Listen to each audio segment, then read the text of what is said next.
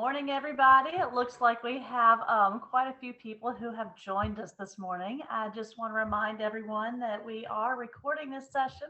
So if maybe somebody didn't get a chance to log in this morning to watch, it will be posted on our website this afternoon or by tonight. So we will have that ready to go. I just wanted to make sure everybody knew. There are a few announcements for ASAHPERD that I wanted to go over. First, we have the Equalizer Challenge that has been posted. It's on our website. It's a game. We're all competitive. We're PE teachers. So you can earn points by doing different things, one of which is this session. So go and look to see how many points you've already earned and see what you can do to earn some more points. Okay. Next, we have the ASAHPERD Connections. This is the very first one that we're going to be offering. So we will have more to come. So be checking our website and Twitter and other social media accounts to be able to see the other things we will be doing. There's going to be the State Department summer workshop this summer.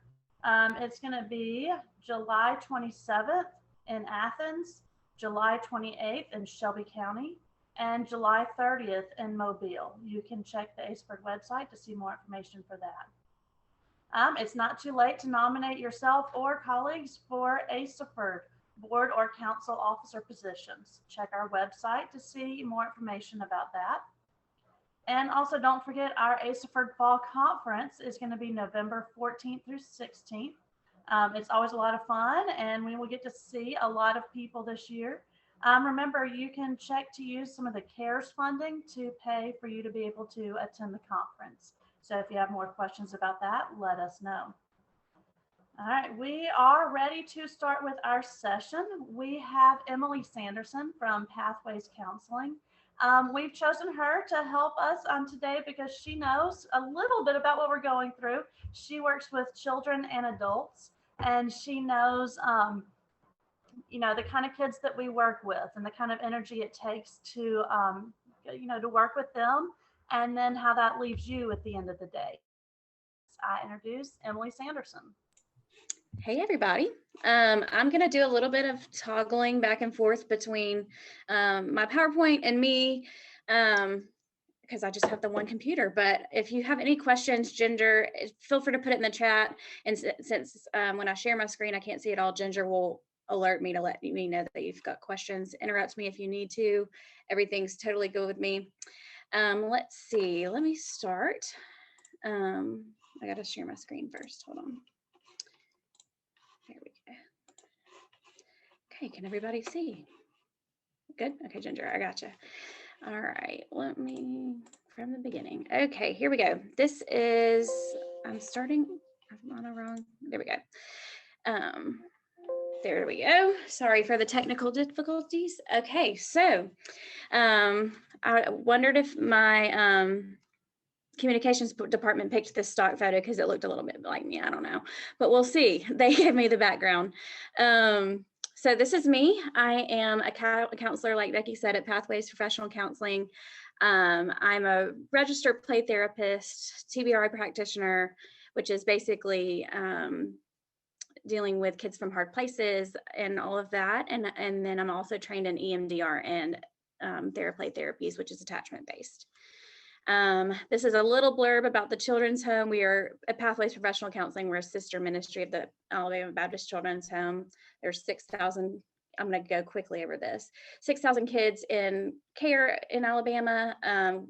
As far as Pathways, I'll just tell you all about us, since I know y'all are coming from all over the state. We have 40 different offices across the state of Alabama, and our therapists are specialized in helping children, families, and adults. We see the kids, of course, in our care, but we also see everybody from the public as well. So if we try to be within a 30-minute drive to everybody in the state of Alabama. So if you need us, pathwaysprofessional.org is where you can find us. Just in case you need us for yourself, need us for a family member, or for a kid. We are close by, and we also offer sliding scale fee. We don't want finances to get in the way of counseling for anybody. Let's see. So our next slide is just about dealing with your caring for yourself after a pandemic. I know all of you are, let me share my face so you can see how I feel about this. I know all of y'all are exhausted. All of us are exhausted. I've just been talking to Becky about what it has looked like as a PE teacher, to clean and to space and to make sure your kids aren't breathing on each other this year. Like, I can't even imagine how hard that's had to be. So I found this statistic from the CDC that says, if you all saw that before, I'll share it again. It says that in July of 2020, 53% of adults in the US reported that their mental health has been negatively impacted due to worry and stress over the pandemic. And I would venture to say that that number has gotten worse over the last year. We're reaching up on a year from that statistic. And I would say that it's gotten higher. We had a staff meeting a couple weeks ago, just touching on how mental health has been affected in the pandemic. And there were statistics like in certain states, suicidality or suicidal attempts have gone up 200% in certain states. So it has gotten to be almost a crisis of mental health. And so this is all about how you can help yourself and how you can reach out for help and all of those things. So that's what I'm here today to talk about. Of what do you do if you're feeling like your mental health has been negatively impacted? How can we work to help ourselves and work to reach out if we need help? So there's the chronic stress. Why is this happening is our question. Chronic stress. I know that y'all have felt that as PE teachers. I know that y'all have felt that as teachers in general, as humans.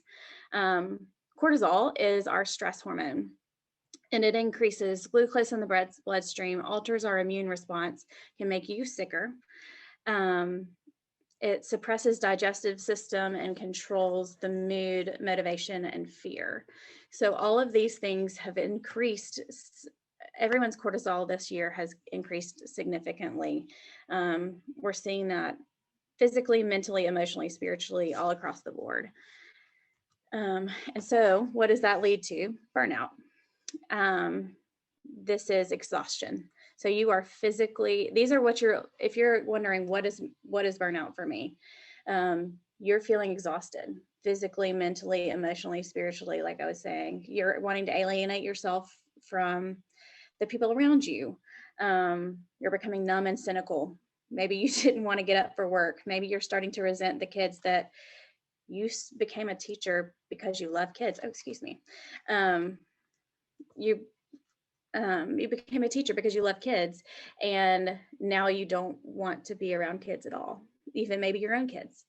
And then your reduced performance. So you're getting by. You are doing the checklist, but maybe not all of the checklist. You are going back on old, liking creativity. So that could mean creativity in the classroom. It could mean creativity in how you get things done, but you just are kind of falling back on what you know. You're not doing anything new and exciting and fun. And this last note is that it's different from depression. And I say that because if you are depressed, you can, it's going to look different. One of the best ways to see, okay, is this burnout? Do I need to take some time, or do I need to seek professional help? If you need professional help, if you take a weekend off and you're still not okay, if you take a day off from work for a self-care day, you take summer and you're still not okay, that's when you need to seek mental health help and medical help, maybe, because depression is going to be more permeating throughout every piece of your life, not just work, not just, so your relationships outside of work, or your relationships outside of, you're just feeling like across the board, you're exhausted and you're alienating and you're reducing your performance. It's not just in this one specific area. That's how you know the two are different, because they can look very similar. Let me share again to keep going. So what do we do about that? Because so far, all of these statistics and all of this information feels very overwhelming and very stressful. It's with self-care. And so here are some of the questions and the pushbacks that I get about self-care in my office. The number one reason that clients tell me I can't do self-care, Emily, is because they feel like self-care is selfish. They say to me, I don't have time. I have 3 kids. I have a full-time job. I have a part-time job. I volunteer. Whatever it is, they say I don't have time. And then other people have bigger needs. So my kid has special needs. My kid is overwhelmed. My parents are sick and getting worse. So I just don't have, my needs don't matter as much as other people's needs. Can't afford it. Usually what we're thinking of when we think of self-care these days is the spa or a trip to the beach or manicure, pedicure every other day. We'll get into all of that with what self-care actually means, but that's one of the other bigger pieces I get. And then another one is people don't know they need self-care. It's just not a priority, taking care of yourself. And the last one is you've got the wrong definition. We've kind of gotten into that already. You're thinking it's the spa, it's a beach, it's whatever. But all of this, most of these came from my own personal practice, but also some of them came from the National Alliance on Mental Illness. So the definition, a basic definition for self-care is caring for yourself. So it's the practice of taking action to preserve or improve one's own health, which can mean it's physical, emotional, psychological, mental, and spiritual. And the reason I put that it has positive consequences on there is because we, a lot of times, still get the definition wrong. People will say, oh, I'm drowning myself in a bottle of wine at night. Or my self-care, Emily, is that I play 3 hours of Candy Crush at night. I've binge watched Netflix all weekend. And so I've took care of myself. And that is the opposite of self-care. It is those things, the way that I explain the difference to clients is that those things make you feel worse when you're done. I will oftentimes talk about that. I don't know if y'all have seen the commercial where the 2 people are sitting there binging Netflix all weekend, and then, they're binging Netflix and they wake up and it's 3 years later, and they've missed funerals and they've missed weddings and they've missed all these things, and they feel worse when it's over. That's not self-care. That doesn't count. So a lot of times my teenage clients will be like, well, Miss Emily, I took a drive and I was crying the whole time. And I'm like, I will say that doesn't count. You cannot, that's not safe. You're emotional and you're behind the wheel. That's not safe. So what is it that makes you feel better when you're done? Is ultimately how I know that is true self-care. Let's see. So to move forward, the next thing is, this is important too. I found this from thepathforward.org, and it says that self-care is not an indulgence, it's a discipline. It's understanding your priorities. And when I think of a discipline, I think of, for y'all as PE teachers, it's working out. When a discipline as a workout is not, I do this once every 3 months and it counts. It's something that you are taking care of yourself every single day. Thinking of sports, the football team can't go practice just once a month. They have to go to practice every day. And sometimes in the summertime, they're at 2-a-days right now. So discipline is to teach yourself to learn something new, a new skill. So we'll share again. I'm going back and forth. I hope I'm not making y'all dizzy by going back and forth, but I just want you to see my face sometimes. So these are the different aspects of self-care. So physically, we're going to go through each different state of how can you take care of yourself, and what does self-care look like in each different space. So physically, are you sleeping 6 to 8 hours a night? Most of my clients say no. Are you pushing yourself and watching TV too late? What are you doing? Does that look like putting your phone away for an hour before you go to bed? Maybe even sleeping with your phone across the room or in a different room. I'll show myself again because I'm talking with my hands. Okay, so we're sleeping 8 hours a night. Are you, are you sleeping too much? In the summertime, that may happen. I know that sometimes for teachers, your schedule looks different. So are you sleeping more so than normal? If you sleep more or less, that can alter your physical health as well. Your diet. I'm not saying necessarily go to a strong one way or the other, but are you making sure that you're getting proper nutrition? Otherwise, your brain can't function well. One of the best ways that I can get clients to, we'll get there eventually, but to get on board is taking one small step. So we know that if you don't stay hydrated, your brain can't function. Our brain is made up of mostly water. And so if you're not giving your brain what it needs as far as water, you're not going to function well. Medical needs. I have clients that put off going to the eye doctor, or put off going to the dentist, or put off their yearly exams because they, aging parents, they have those doctor appointments that are needed more than me.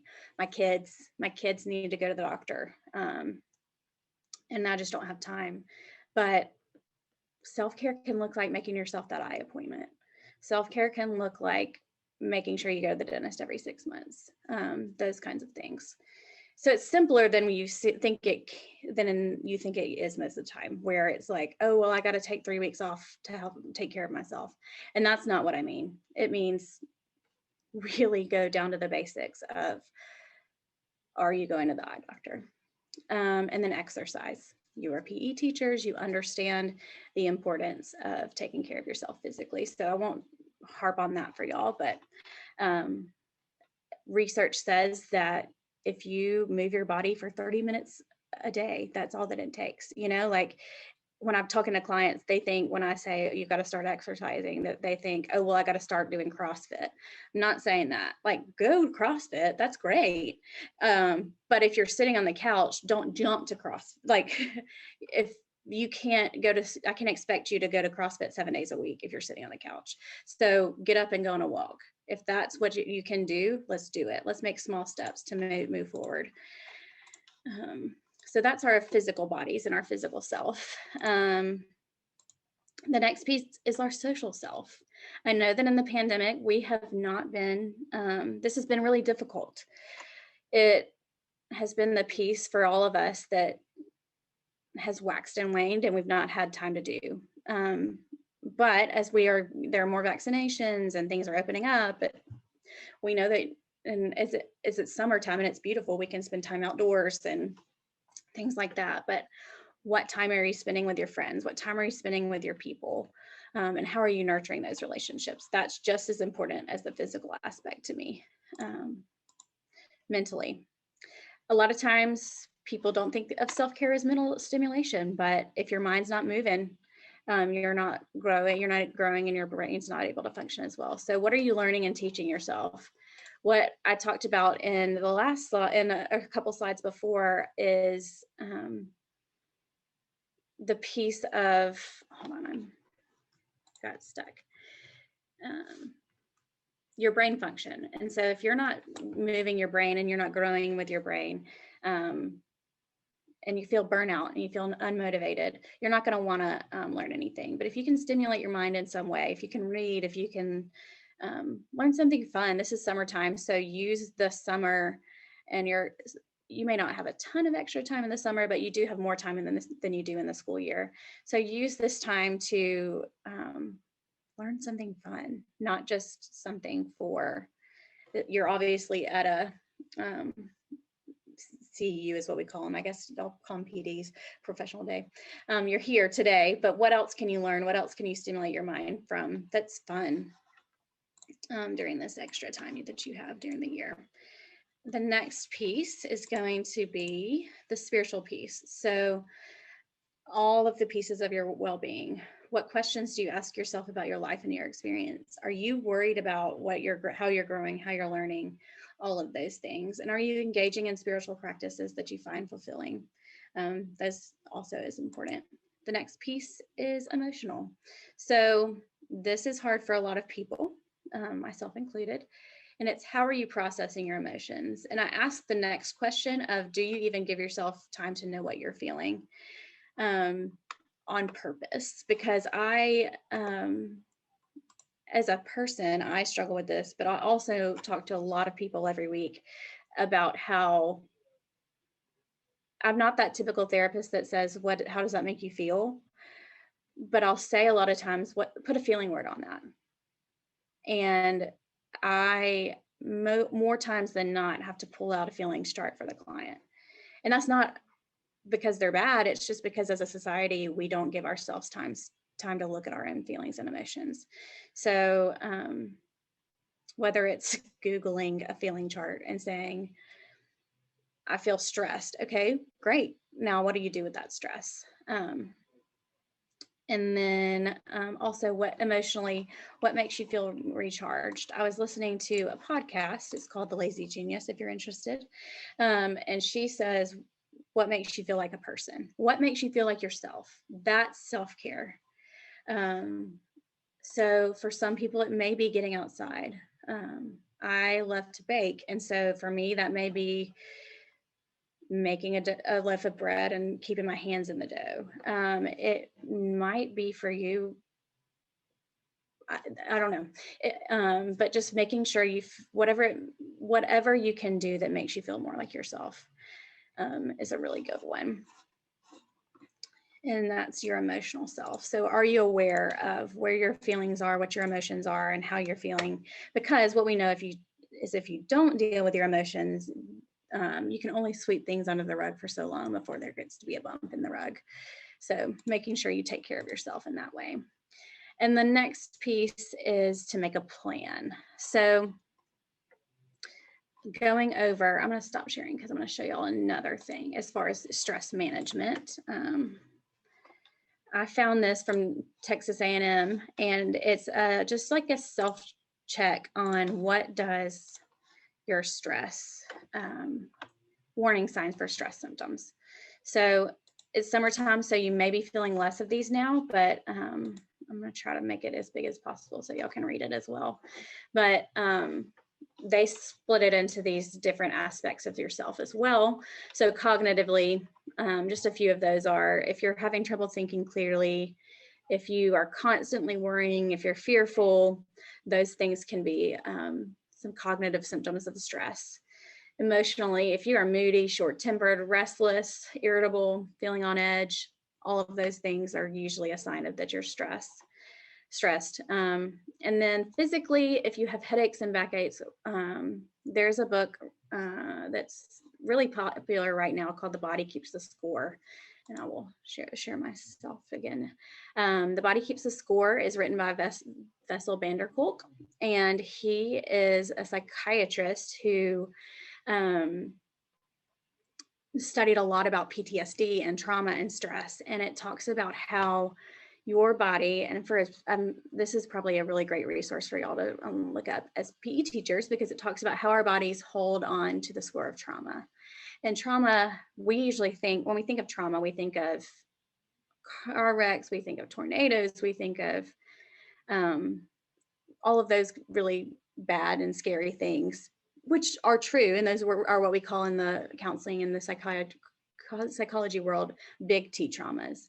But little t, which also the pandemic for all of us would factor into a big T trauma. But little T traumas can be, thinking back to my time in PE of little girls being mean to each other, or things like that are smaller, that don't necessarily, people would say, oh, well, I don't have trauma. Everybody's got trauma. And so the Body Keeps the Score goes through and talks about how our body holds on to the stress and holds on to all of the traumas in our lives. And so it talks about how physically those things can manifest. So headaches and backaches, diarrhea and constipation, nausea, weight gain or weight loss. When I see a client fill out paperwork that says, I've got an autoimmune disease or fibromyalgia, a lot of times my brain will go, well, what kind of trauma have they been through? Because their body is holding on to the stress. I'm seeing Cindy say it's The Body Keeps the Score by Bessel van der Kolk. I always get the B's and the V's mixed up, but it's Bessel van der Kolk. And so that's how our body is physically manifesting stress. And then our behavioral is that we're eating more or less, sleeping too much or too little, isolating, teeth grinding, and jaw clenching. I do this a lot.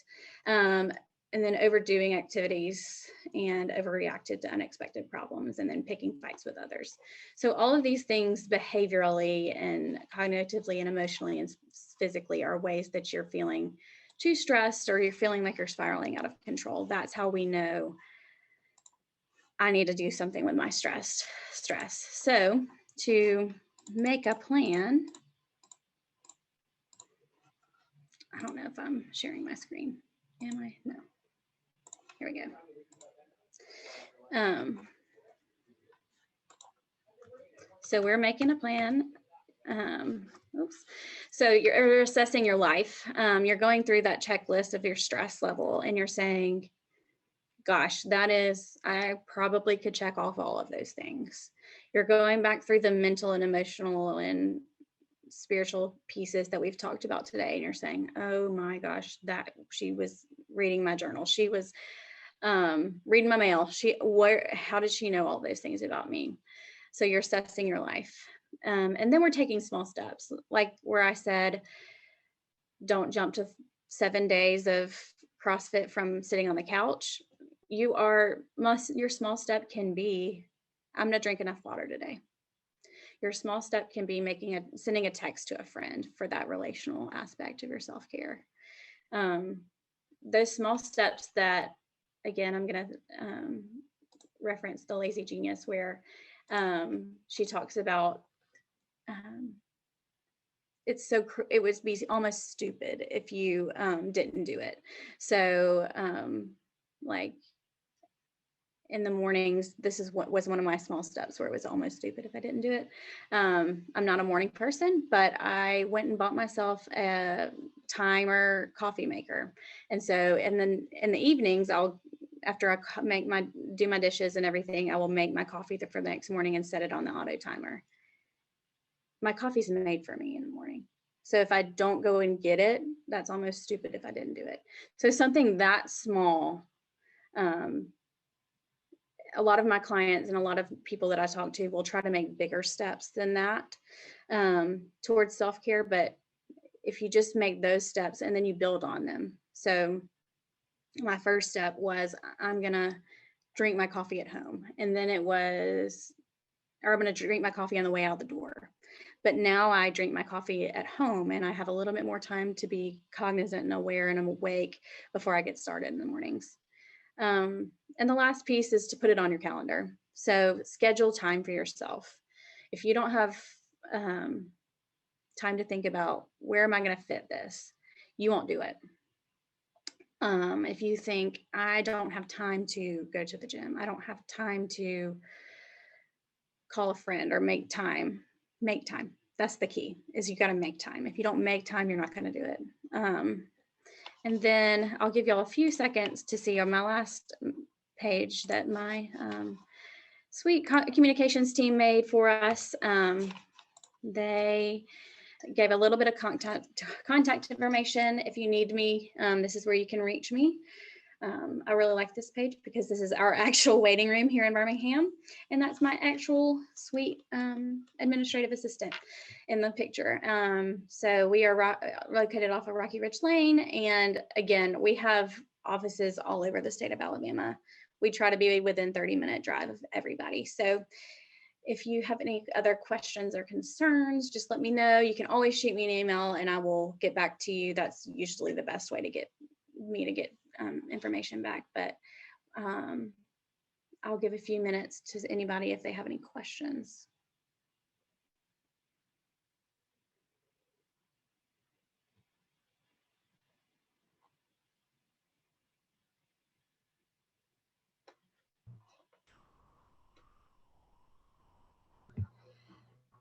Thank you to Emily for taking the time to talk with all of us. I know that it's been great to hear, and now we all have some books that we want to add to our reading list that we should schedule and put on our calendar to make sure that we actually have time to order it and then time to make sure that we read it. If you have any other questions, let us know. Emily's contact information is listed. We thank you for attending, and let us know if you have any ideas for future ASAHPERD chats. Thanks, everybody. Have a great rest of the day.